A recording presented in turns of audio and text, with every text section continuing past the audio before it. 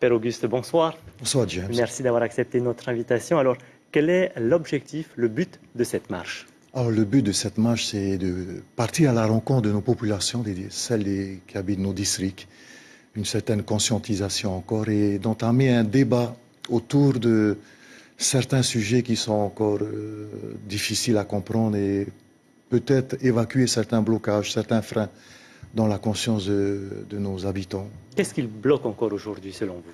Principalement, c'est la non-information. Lorsqu'on ne sait pas ce qui s'est passé, on est en droit d'imaginer de tout et parfois de tomber dans des exagérations. Mais il est bon de comprendre ce qui s'est passé pour pouvoir entamer une nouvelle page réellement profitable à toute la Polynésie.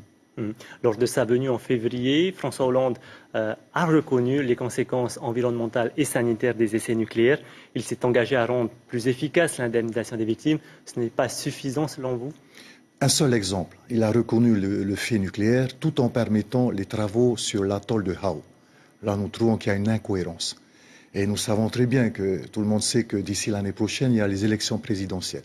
Si on ne met pas de la pression, si on ne suit pas ce genre de dossier, on risque d'être désoublié encore une fois et d'être à nouveau déçu encore par rapport à des promesses qui, nous rappelons, ne sont pas les premières ni les dernières.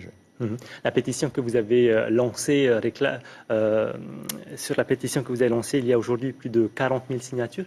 Qu'est-ce que vous réclamez exactement avec cette pétition? Voilà, avec cette pétition qui rassemble aujourd'hui 42 300 signataires, pétitionnaires, nous demandons à nos hommes et à nos élus politiques de penser l'organisation d'un référendum local autour du fait du nucléaire.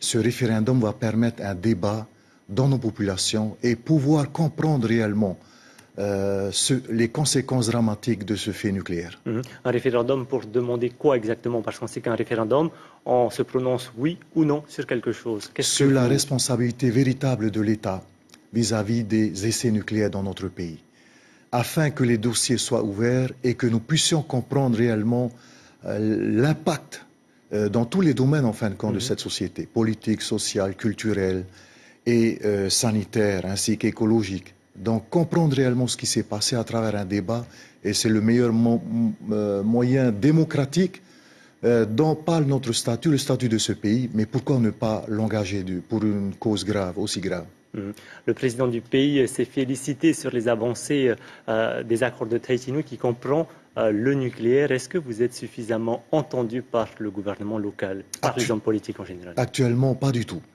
Voilà, nous sommes surpris de la posture que le gouvernement a par rapport, par exemple, à cette pétition qui, nous pensons, n'a jamais recueilli autant de personnes autour. Et donc, nous sommes étonnés du silence qui, si ce silence continue, est un véritable déni de la démocratie dans ce pays. Est-ce qu'il y a eu des rencontres, des échanges avec les élus? Pas du tout. Les lettres que nous avons envoyées, les demandes sont restées silence. Voilà, pour quelles raisons, selon vous? Il faut demander au gouvernement actuel, mais je pense que nous avons intérêt à prendre conscience et à prendre en considération les milliers de personnes qui souhaitent que ce dossier soit réellement engagé sur un terrain qui peut être d'une certaine manière libérateur pour ce pays, dans tous les domaines, et nous le pensons réellement. La date anniversaire est prévue donc samedi.